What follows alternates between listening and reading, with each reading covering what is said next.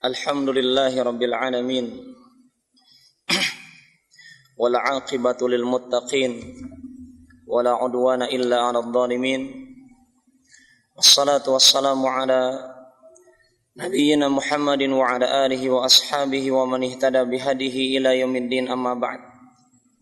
Para hadirin kaum muslimin, kaum muslimat yang dimuliakan oleh Allah Subhanahu wa taala. Assalamualaikum warahmatullahi wabarakatuh. Alhamdulillah, di malam hari ini kita berada di malam yang sangat baik di hadapan Allah Subhanahu wa taala. Malam Jumat, sebaik-baik hari yang disabdakan oleh Rasulullah sallallahu alaihi wasallam, khairu yaumin tala'at alaihi syams yaumul jum'ah. Sebaik-baik hari adalah hari ketika matahari terbit, yaitu hari Jumat. Fihi khuliqa Adam wa fihi udkhilal jannah wa fihi ukhrija minha wa la taqumu as-sa'ah illa fil yaumil jum'ah.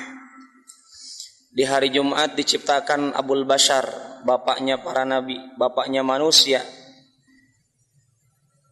Di hari Jumat dimasukkan surga Nabi Adam alaihissalam oleh Allah Subhanahu wa taala, dimasukkan ke dalam surga, dan di hari Jumat dikeluarkan dari surganya Allah, dan tidak akan terjadi hari kiamat kecuali di hari Jumat.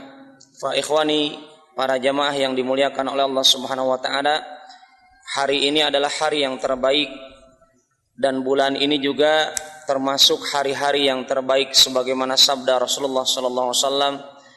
Maka saya mengingatkan kepada Anda yang akan berkurban di bulan Dzulhijjah ini untuk menjaga apa yang dijaga oleh Rasulullah SAW. Wa arada ahadukum an yudhi falyumsik min adfarihi wa sya'rihi wa min adfarihi. Hendaklah orang yang niat, yang berkehendak untuk berkurban, dia menahan diri dari memotong kuku ataupun memotong rambutnya atau bulu-bulu yang ada dalam tubuhnya sampai dia berkurban. Fa ikhwani fillah, di malam hari ini kita juga diingatkan bulan Dzulhijjah adalah bulan yang diharamkan oleh Allah Subhanahu wa taala. Selain bulan Dzulqa'dah dan bulan Muharram dan bulan Rajab, maka jelas sebagaimana yang dikatakan oleh Allah, fala tadlimu fihinna anfusakum. Janganlah Anda semuanya mendolimi diri Anda di bulan ini, di 4 bulan ini, karena kedoliman yang kita kerjakan di bulan ini dilipat gandakan di hadapan Allah.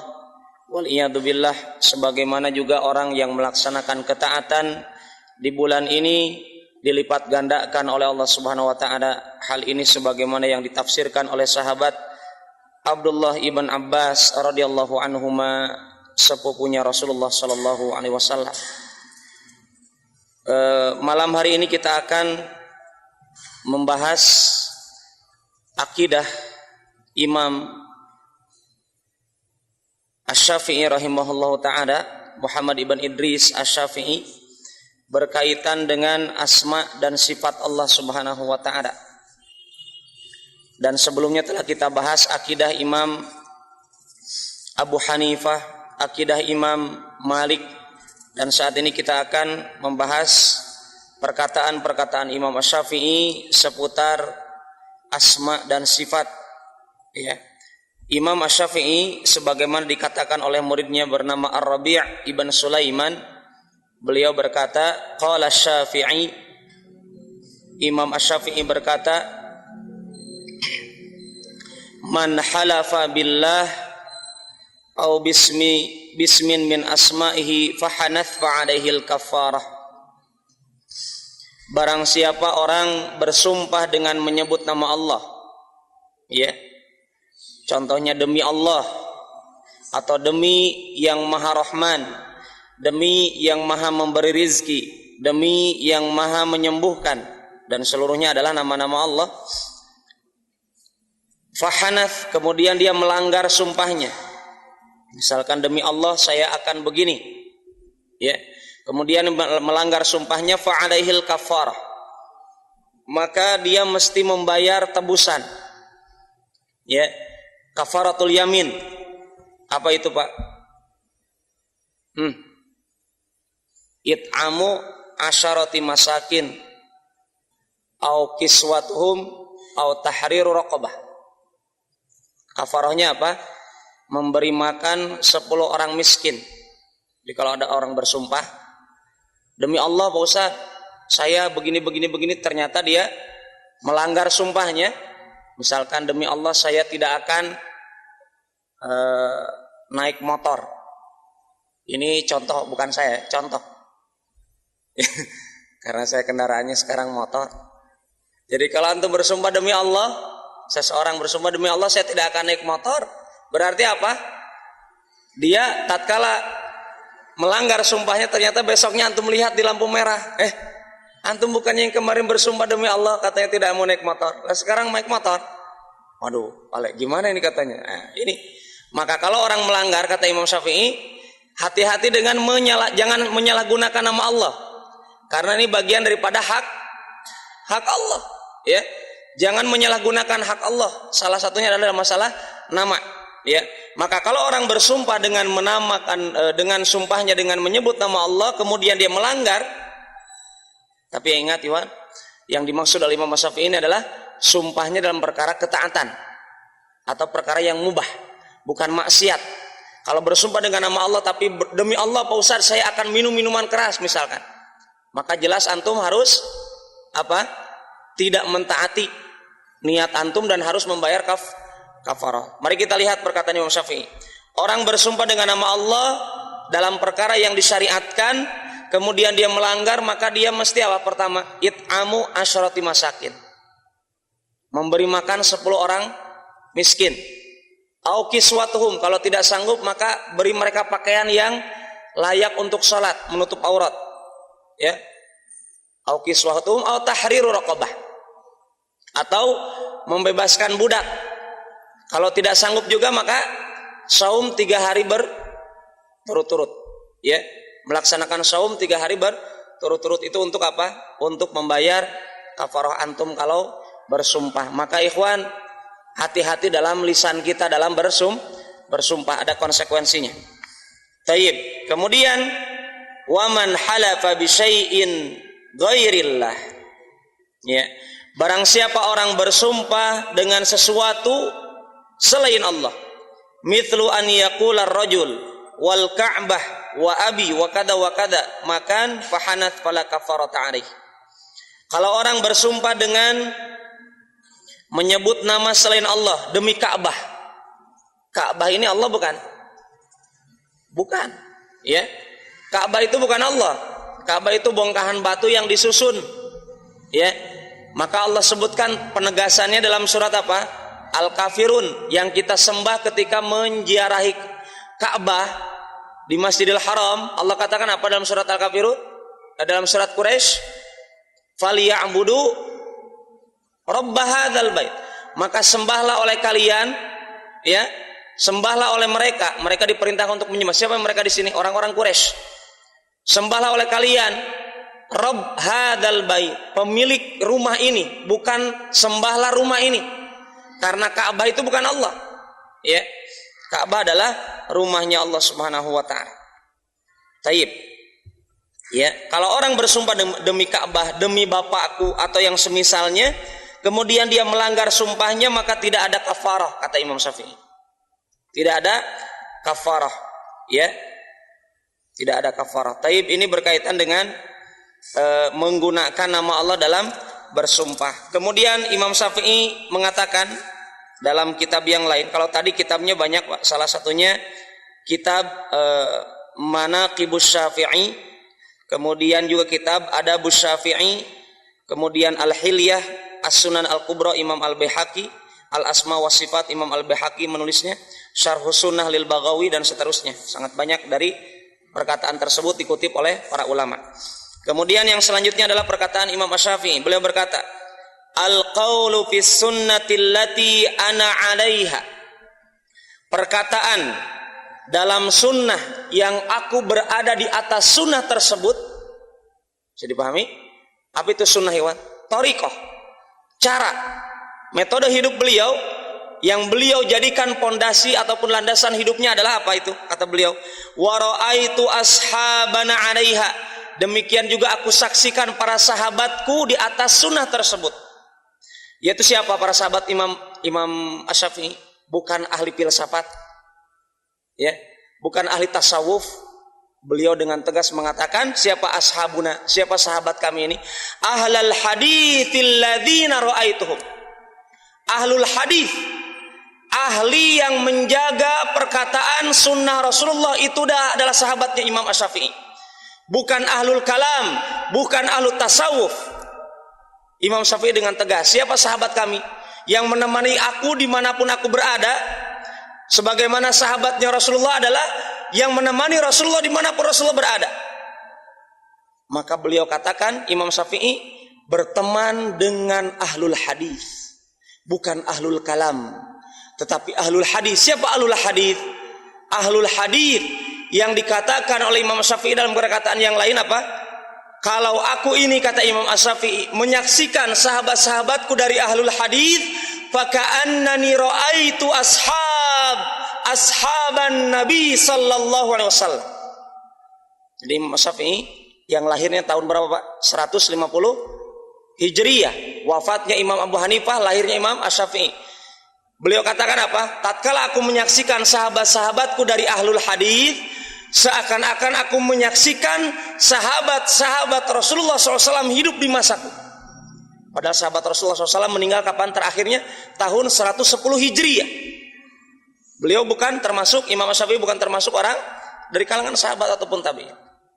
Wa ikhwani fillah, ya, kita sebutkan kemarin tabi'in sampai kapan tahunnya?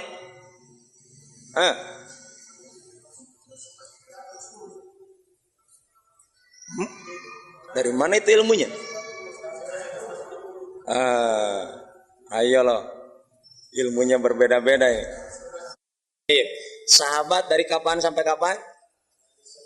11 Hijriyah. Wafatnya Rasulullah 11 Hijriyah sampai 110 Hijriyah. Tabi'in 111 sampai 150. Tabi'ut tabi'in 151 sampai 220. Tolong diingat, ya. Itu masa, ikhwan, tolong dipahami, itu masa para sahabat, itu masa para tabi'in, itu masa para tabi'in. Jadi gampang, antum gampang nanti melihat, ini ulama ini hidupnya di masa siapa? Lihat dia lahirnya kapan, meninggalnya kapan, bisa dipahami? Sehingga antum bisa ketahuan ini ulama, jauh sekali dengan Rasulullah. Jadi gampang nanti tatkala menundukkan permasalahan, Pak Ustaz kenapa tidak mauludan? Pak Ustaz kenapa tidak yasinan? Pak Ustaz kenapa tidak ada seterusnya? Lihat sejarah pertama kalinya muncul mauludan, muncul yasinan, muncul tahlilan, dan seterusnya, gampang. Ya. Dari masa kapan itu terjadi? Kenapa? Karena Rasulullah mengatakan khairun nas qarni tsummal ladina yalunahum tsummal ladina yalunahum. Sebaik-baik manusia. Kenapa Rasulullah mengabarkan sebaik-baik manusia? Bukan hanya untuk didengar, tetapi untuk dicontoh. Tidak hanya sebatas didengar, gitu ya Rasul, mereka sebaik manusia, bukan hanya begitu, tapi untuk dicontoh, mereka begitu ya, sehingga mereka mendapatkan julukan khairun nas. Karena untuk dicontoh, siapa itu? Para sahabat, tabi'in dan tabi'ut tabi'in. Taib. Ya. Selanjutnya Imam Asy-Syafi'i beliau katakan, sahabat aku itu adalah ahlul hadis yang aku saksikan mereka ini. Wa akhadtu anhum. Coba kita lihat, ya, bagaimana antum belajar dari Imam Syafi'i hidupnya. Kenapa beliau namanya harum? Karena beliau cara belajarnya pun diajarkan kepada kita. Beliau katakan wa akhadtu anhum, aku mengambil ilmu dari mereka, bukan dari ahli tasawuf, bukan dari ahlul kalam. Bisa dipahami? Mengambil ilmu, hati-hati, jangan sembarangan.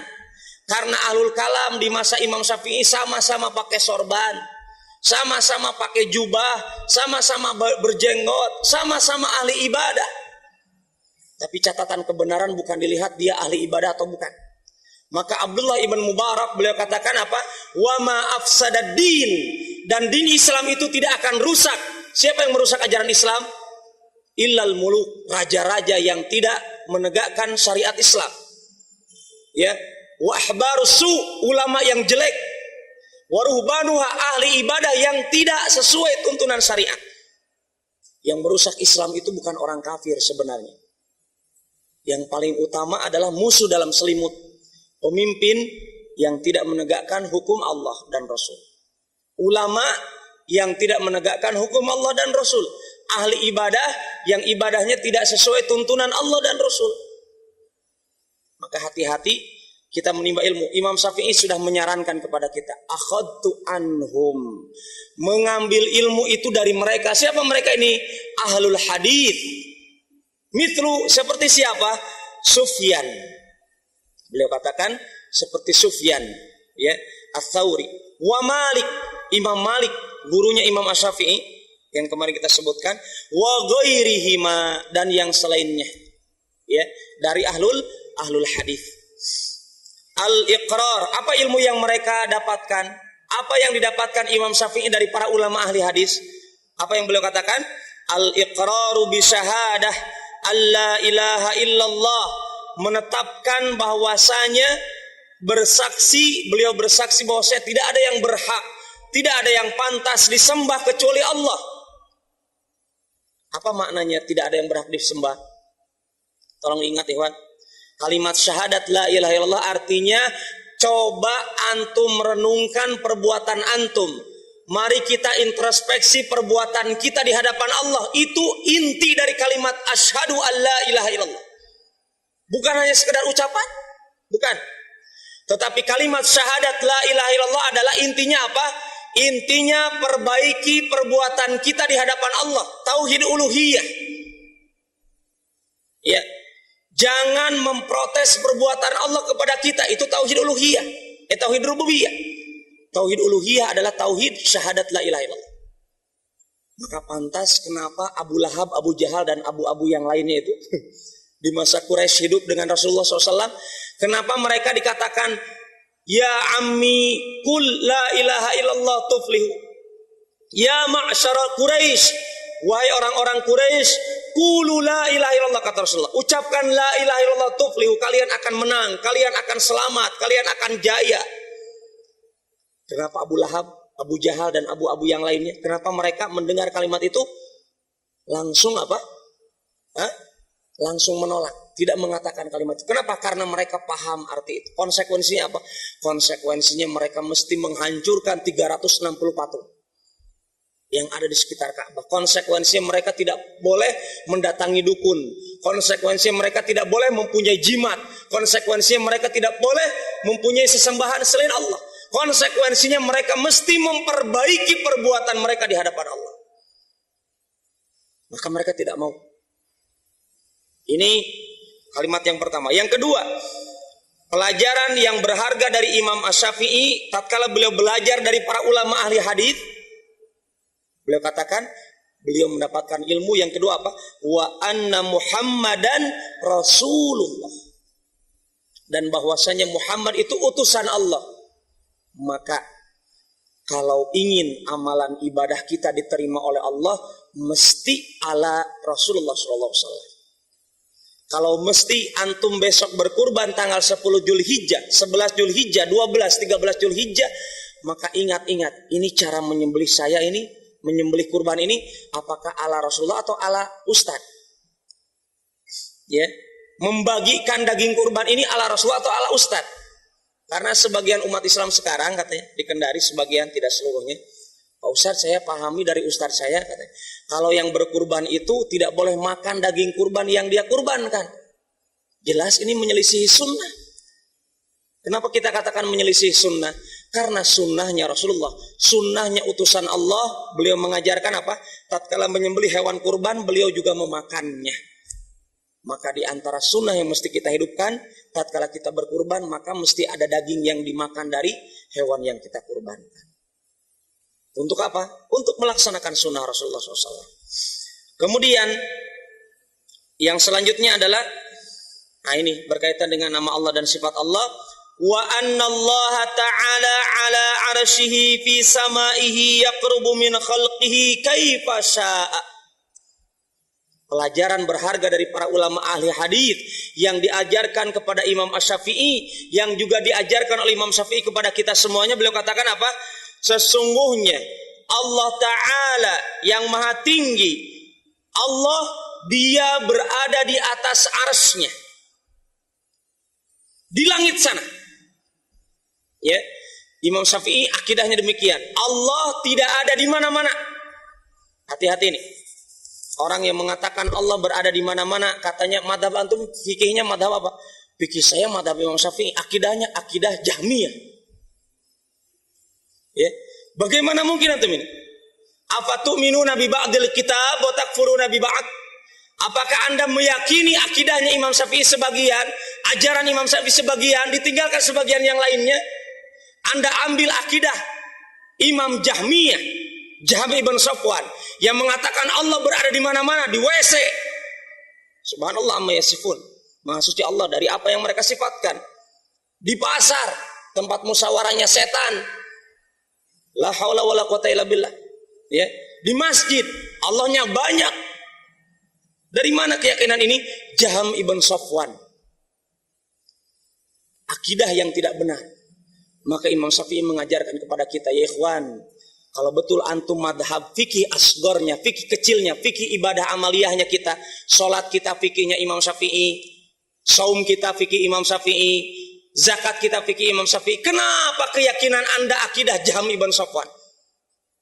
Ya, yang mengatakan katanya Allah itu tidak di arsy, Allah itu di dunia, di mana-mana. Hati-hati, ya. Imam Syafi'i mengatakan Allah berada di atas arsy-Nya di langit sana. Yaqrubu min khalqihi kaifa sya. Allah mendekat dari makhluknya, walaupun Allah berada di arsy-Nya, tetapi Allah dekat dengan makhluknya. Bagaimana bentuk dekatnya Allah dengan makhluk? Kaifa sya, kata Imam Syafi'i. Kaifa sya artinya apa? Terserah kehendak Allah. Allah maha sanggup, walaupun Allah berada di atas arsy-Nya, tapi Allah maha tahu tentang makhluknya yang berada di dasar lautan sekalipun. Bukankah Allah mengatakan apa? Al-Alam, yang maha mengetahui. Apa itu Al-Alam? Sigoh muntahal jumu'. Apa itu sigoh muntahal jumu'? Bentuk kata dalam bahasa Arab yang bentuknya itu sangat tinggi maknanya. Artinya apa?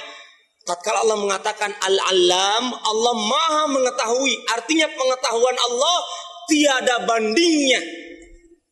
Pengetahuan Allah segala penjuru dari langit dan bumi, sampai perkara-perkara yang paling kecil pun Allah maha mengetahui.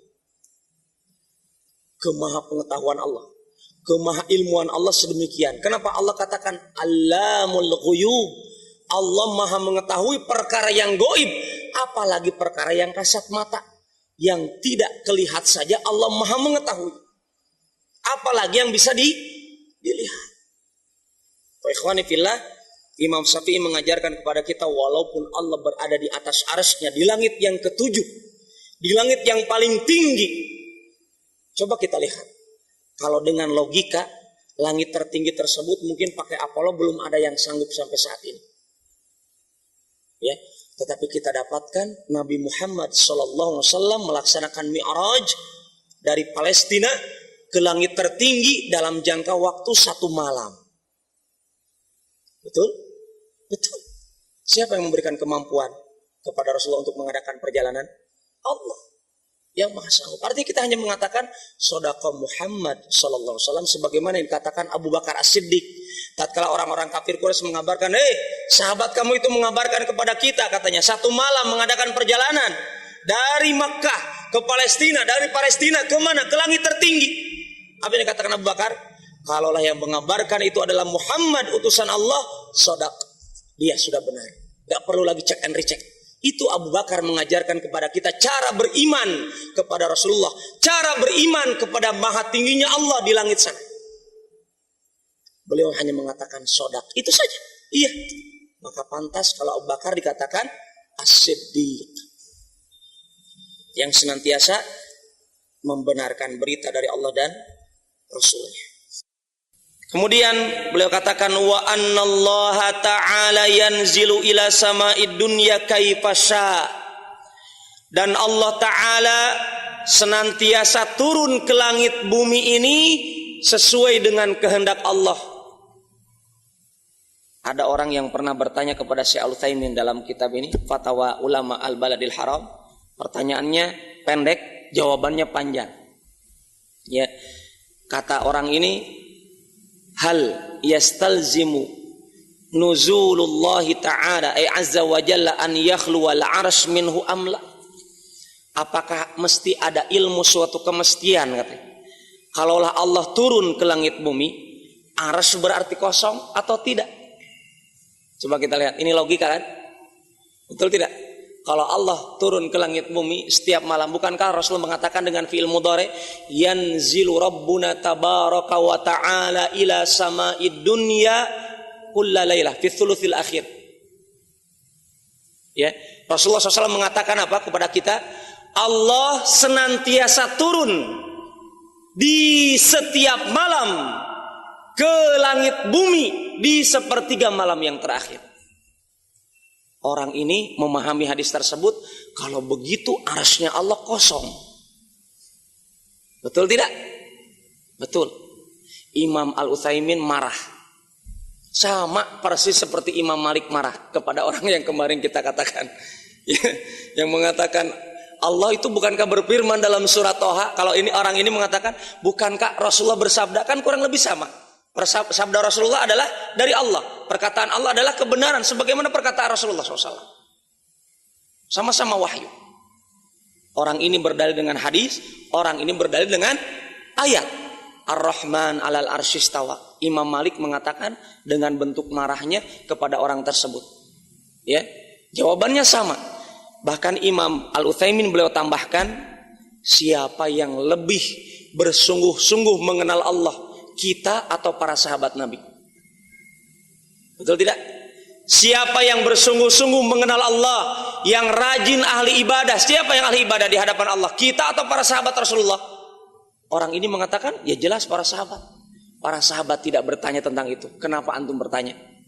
Imam Utsaimin mengatakan, hadza minat tanattu' fid din. Ini bagian daripada berlebihan dalam din Islam. Rasulullah mengatakan berkaitan dengan orang berlebihan dalam Islam apa? Halakal mutanatti'un. Hancur binasa orang yang berlebihan dalam belajar Islam. Celaka orang yang berlebihan dalam belajar ajaran Islam. Para sahabat tidak pernah bertanya tentang hal ini. Ya, para sahabat hanya meyakini berita tersebut benar dari Allah, benar dari Rasulullah, sudah dibenarkan saja. Tanpa bertanya bagaimana kalau begitu arsy-nya Allah kosong. Pak Ikhwan, ini pertanyaan yang tidak pernah ditanyakan oleh orang-orang yang dijamin masuk surga. Tidak pernah ditanyakan oleh orang-orang yang diridhoi oleh Allah. Tidak pernah ditanyakan oleh orang-orang sebaik manusia yang pernah menginjakkan kakinya di dunia. Para sahabat dengan Rasulullah SAW. Kalau betul dalam pertanyaan tersebut ada kebaikannya, apa kata Imam Malik? Lau kana fihi khairan lasabaquna ilaih. Seandainya dalam pertanyaan tersebut ada kebaikannya, pastinya para sahabat yang pertama kali bertanya kepada Rasulullah. Atau pastinya para nabi dan rasul yang bertanya kepada Allah tentang hal tersebut. Artinya meninggalkan pertanyaan tersebut bagian daripada amalan yang benar. Ikhwani fillah yang dimuliakan oleh Allah Subhanahu wa taala. Kemudian yang selanjutnya ini ada percakapan juga. Kalau kemarin yang menegur muridnya adalah Imam Malik, yang sekarang menegur adalah Imam Syafi'i. Apa itu?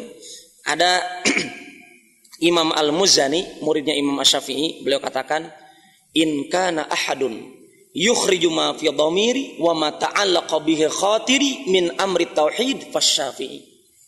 Kalaulah katanya ada seseorang yang mampu mengeluarkan perkara yang remang-remang dalam hatiku atau perkara yang masih tidak jelas dalam sanubariku, maka dalam perkara tauhid kata Imam Al-Muzani ini, maka itu adalah pastinya Imam Syafi'i. Bisa dipahami Pak? Jadi Imam Al-Muzani beliau mempunyai keraguan dalam ilmu tauhid, maka tidak ada yang bisa melenyapkannya kecuali Imam Syafi'i. Artinya beliau betul-betul memuji Imam Syafi'i dalam perkara ilmu tauhid. Kemudian apa? Fasirtu ilaihi, maka aku berjalan melangkahkan kakiku menuju Imam Asy-Syafi'i, kata beliau. Dan tatkala itu Imam Syafi'i berada di Mesir. Kita tahu Imam Syafi'i berada di Irak, kemudian berakhir di mana? Di Mesir. Dan kita tahu Imam Syafi'i terkenal dengan dalam fikihnya Imam Syafi'i al-qaulul qadim dengan al-qaulul jadid. Al-qaulul qadim madhab beliau, ijtihad beliau yang lama.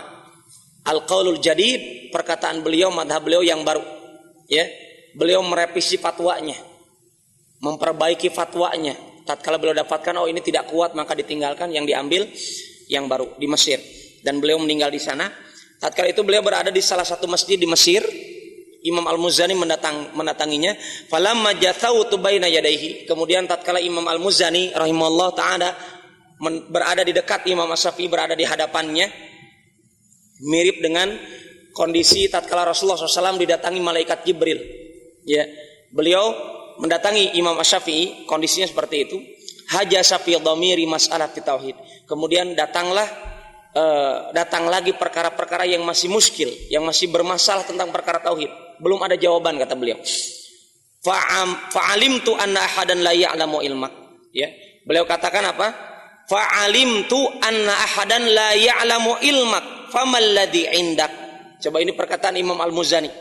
Terlalu berlebihan kepada Imam Asy-Syafi'i yang berakibat kepada Imam Syafi'i marah kepada Imam Al-Muzani. Imam Al-Muzani mengatakan, aku mengetahui ya bahwasanya seseorang itu tidak mengetahui ilmu engkau wahai Imam Syafi'i. Kalimat ini terlalu gulu. Ya, Imam Al-Muzani mengatakan apa? Orang itu tidak tahu ilmu engkau. Ya, famal ladzi indak, maka apa yang kau miliki dari ilmu Allah? Imam Al-Muzani kepada Imam Asy-Syafi'i. Apa yang terjadi? Faghadib, Imam Syafi'i marah. Ungkapan tersebut kan niatnya baik dari murid kepada gurunya untuk memuji. Betul? Tapi kalimat tersebut al-ghulu, ikhwan. Dan ingat, Imam Muhammad bin Abdul Wahhab yang penulis kitab Tauhid, hak Allah atas abid, atas seluruh hambanya. Dari seluruh hambanya apa itu?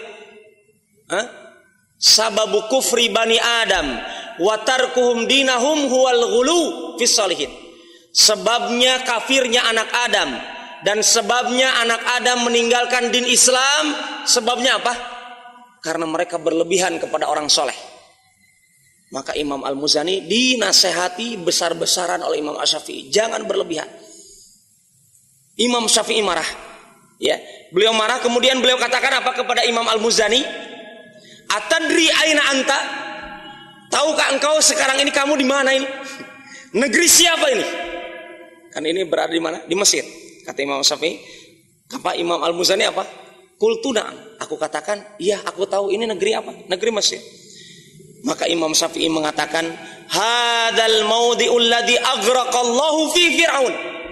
Ini negeri di mana Allah menenggelamkan Fir'aun. Coba dilihat nih, Imam Syafi'i mengajarkan bagaimana orang mesti berendah diri di hadapan Allah.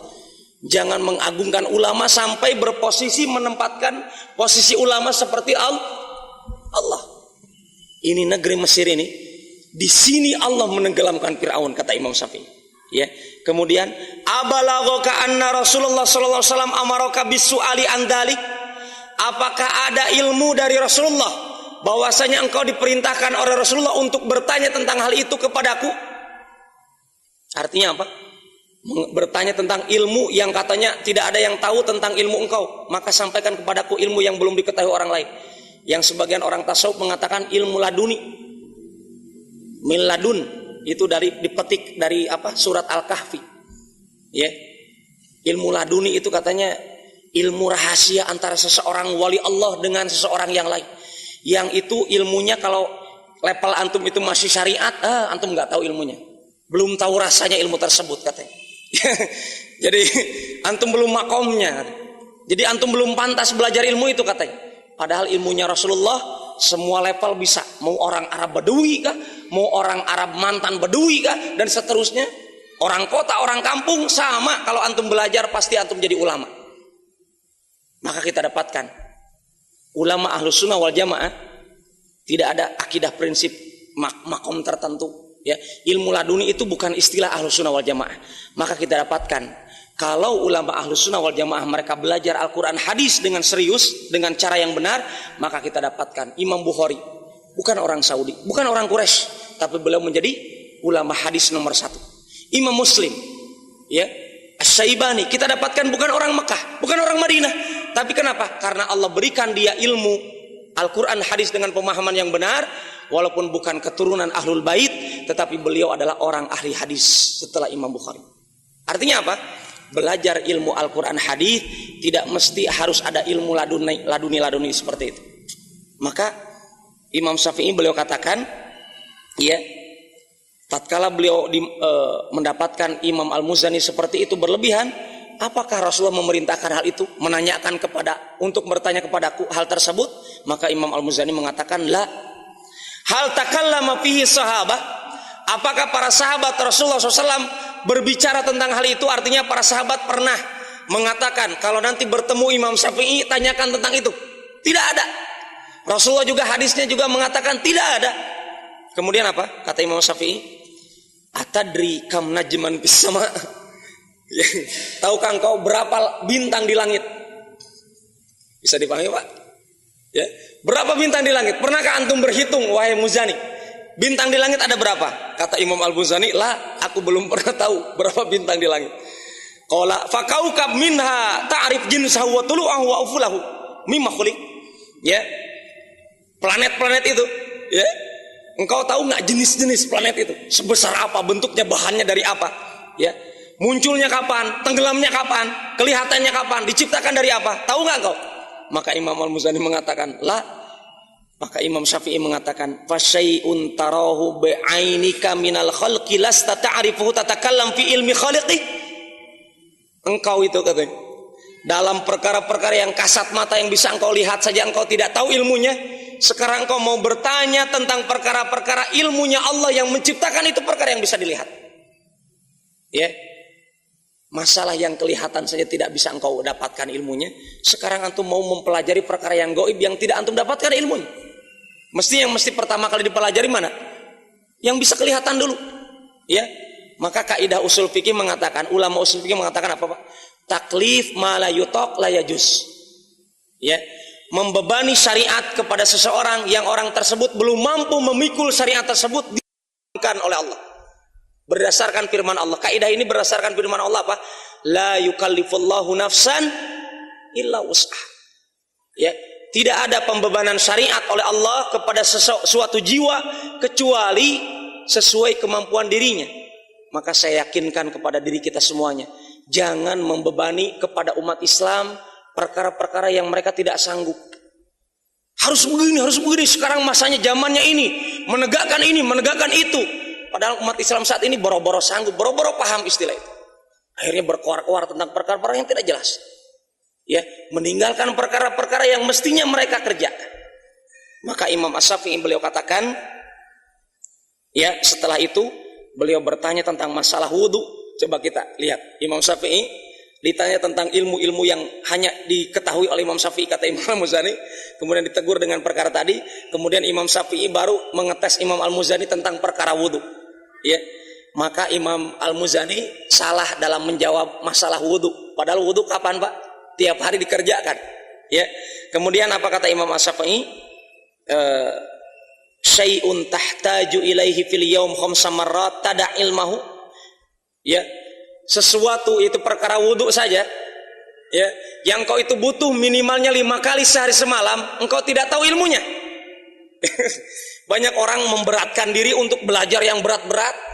Perkara-perkara yang wajib dia tinggalkan. Itu yang lebih wajib paling. Padahal itu banyak ya perkara yang wajib. Ini ilmu wudu, kata Imam Syafi'i. Yang antum itu dituntut mesti tahu bagaimana cara wudunya Rasulullah. Kamu itu ilmunya saja banyak salahnya.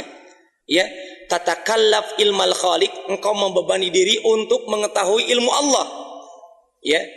Maka kata Imam Syafi'i, kalaulah perkara-perkara tauhid, perkara-perkara ilmu gaib yang mestinya antum tidak mesti memperberat diri untuk hal itu, kembalikan, kata Imam Syafi'i, kembalikan kepada Allah.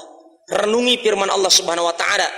Ya, Allah katakan, wa ilahukum ilahu wahid, la ilaha illa huwar rahmanur rahim. Renungi ayat ini. Allah katakan apa? Kembalikan kata Imam Syafi'i kepada ayat ini. Wa ilahukum, sesembahan kalian ilahun wahid, sesembahan yang satu. La ilaha illahu, tidak ada yang berhak disembah kecuali Dia. Ar-Rahman Ar-Rahim, yang Maha Rahman dan yang Maha Rahim. Inna fi khalqis samawati wal ard wa ikhtilafil laili wan nahar wal fulkil lati tajri fil bahri bima yanfa'un nas, seterusnya sampai di surat Al-Baqarah berakhir. Ya. Allah katakan setelah itu apa? Sesungguhnya dalam penciptaan langit 7 lapis itu, dalam penciptaan bumi dan perselisihan pergantian siang dan malam, dan al-fulk, apa itu?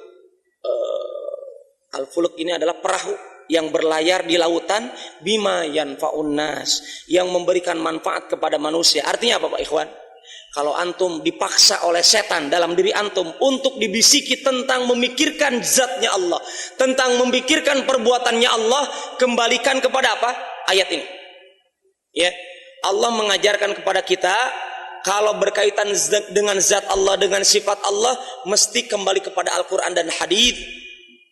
Kalau tidak mampu kita menjawab tentang perkara tersebut, maka Allah sudah mengajarkan. Apa itu? Cara mengenal Allah. Allah ajarkan dalam ayat ini. Cara mengenal Allah, renungi ciptaan-ciptaan Allah. Maka Allah katakan apa? Inna fi khalqis samawat, dalam penciptaan langit dan bumi, dalam penciptaan makhluk yang bernama langit dan bumi, dalam penciptaan makhluk yang bernama siang dan malam, dalam penciptaan makhluk yang bernama lautan, yang di situ antum mengadakan berlayar dengan perahu antum, itu apa? La ayatin liqaumi yaqilun. Ada tanda-tanda kebesaran Allah bagi orang-orang yang berakal sehat. Ya, bagi orang-orang yang mau memikirkan tentang zat Allah, pikirkan tentang makhluk Allah. Demikian, maka Imam Asy-Syafi'i mengatakan fastadalla bil makhluk 'alal khaliq. Maka Allah mengatakan apa? Allah berdalil dengan makhluk untuk dirinya. Imam Syafi'i mengajarkan kepada kita, kalau antum bertanya tentang Allah, maka renungkan makhluk Allah. Ya, wala tatakallaf ala ma lam yablughu aqluk. Jangan antum membebani diri antum dengan perkara-perkara yang akal antum tidak sampai. Maka dari sini, dari perkataan Imam Syafi'i di sini ada kaidah yang mesti kita ingat, apa Pak? Ajaran Islam itu terbagi dua. Ada yang makulatul makna, ada yang goiru makulatil makna. Ajaran Islam itu ada yang secara akal itu bisa diterima, ada yang secara akal itu belum mampu diserap. Tetapi itu syariat Islam. Contohnya apa coba? Contohnya maaf, yang paling sering kita contohkan. Kenapa antum kentut, tetapi yang dibasuh muka antum, bukan muka bagian bawah ketika berwudu? Betul tidak? Betul itu. Artinya apa? Itu syariat Islam secara akal tidak masuk akal. Ya, secara akal tidak masuk akal. Contoh yang lain apa? Katalah Rasulullah SAW yang dikatakan oleh Ali bin Abi Thalib, "Lau kana dinu bil ra'i lakana as'afal al-khuf aw la bituhri min a'laha." Seandainya ajaran Islam itu ditegakkan dengan akal, hukumnya ditegakkan dengan akal, diputuskannya dengan akal, maka sepatu itu yang pantas dibersihkan atas atau bawah? Bawah. Tapi kata Ali, demi Allah, aku menyaksikan Rasulullah itu mengusapnya bagian atas. Artinya itulah sunnah. Demikian juga kita lihat Umar bin Khattab. Kalau tadi Ali bin Abi Thalib, mari kita lihat Umar bin Khattab. Tatkala mencium apa Pak? Hajarul Aswad yang sekarang dicium rombongan jutaan umat Islam, ya. Mencium itu Hajarul Aswad, batu hitam yang nempel dengan rumah Allah yang pertama itu Ka'bah. Bukankah itu kalau pakai akal, masuk akal tidak? Tidak masuk akal. Kenapa ini batu dicium? Mendingan nyium istri saya, mendingan nyium anak saya, ya. Kenapa batu itu dicium? Maka Umar bin Khattab mengajarkan kepada kita. Apa kata beliau tatkala mau mencium Hajarul Aswad? Arabtu annaka hajar. Aku tahu kamu itu batu. Ini Umar, bukan saya. Umar mengatakan, aku tahu kamu ini batu.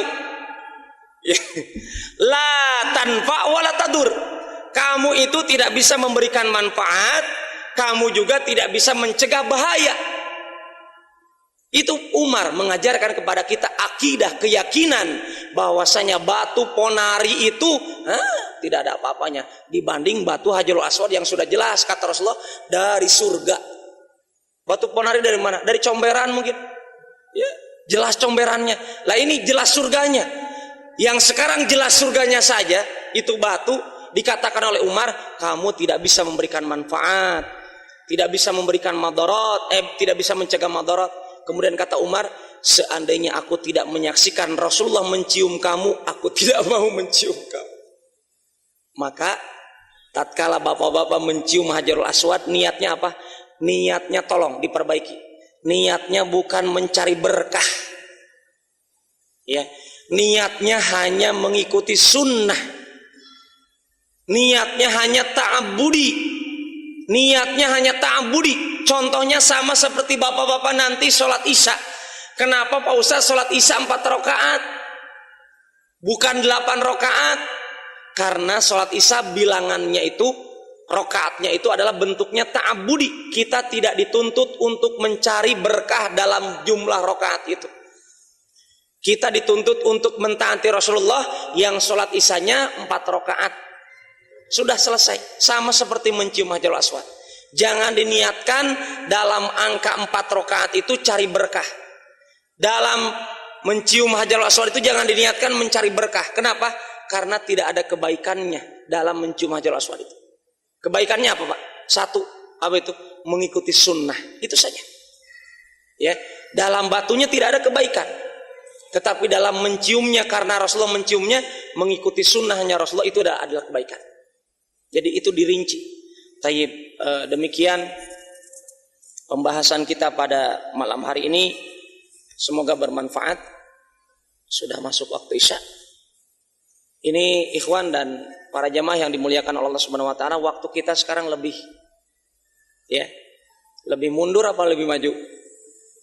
Lebih maju. Jadi tolong tadi juga waktu maghrib itu sekitar jam 6 berapa itu, Pak? Jam 5 lebih sekian ya, artinya masih ini. Demikian juga waktu subuh, artinya kepada para muadzin jangan disamakan waktu kita saat ini dengan waktu-waktu dulu ya. Sekarang lebih maju. Wallahu taala alam. Subhanakallahumma rabbana bihamdika asyhadu an la ilaha illa anta astaghfiruka wa atubu ilaik. Assalamualaikum warahmatullahi wabarakatuh.